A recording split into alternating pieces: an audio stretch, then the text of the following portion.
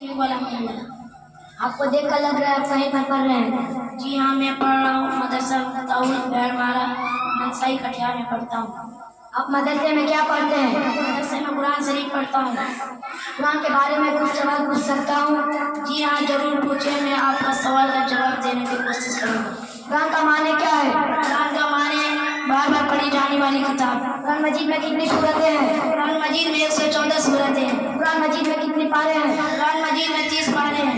कुरान मजीद में कितनी सजदे हैं? कुरान मजीद में 14 सजदे हैं। कुरान मजीद किस नबी पर नाजिल हुआ था? कुरान मजीद हमारे मोहम्मद सल्लल्लाहु अलैहि वसल्लम पर नाजिल हुआ है। कुरान मजीद किस महीने पर उतारा गया?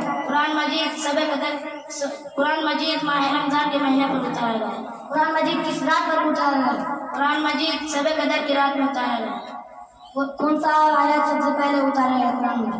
कुरान मजीद में सबसे पहला आयत की कुरान स्मारक को कल्लज़ी खलक़ उतारा गया है। नुज़ूल के एतबार से सबसे पहला सबसे आखिरी सूरत कौन सा? नुज़ूल के एतबार से सबसे पहले सूरतुल अलक़ और सबसे आखिरी सूरतुल नस्र। पूरा कुरान मजीद कई सालों में नाजिल हुआ? पूरा कुरान मजीद 23 सालों में नाजिल हुआ।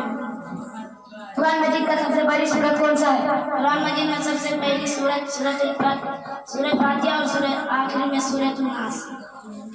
कुरान मजीद का सबसे बड़ी सूरत कौन सा है? कुरान मजीद में सबसे बड़ी सूरत सूरतुल बक़रा है।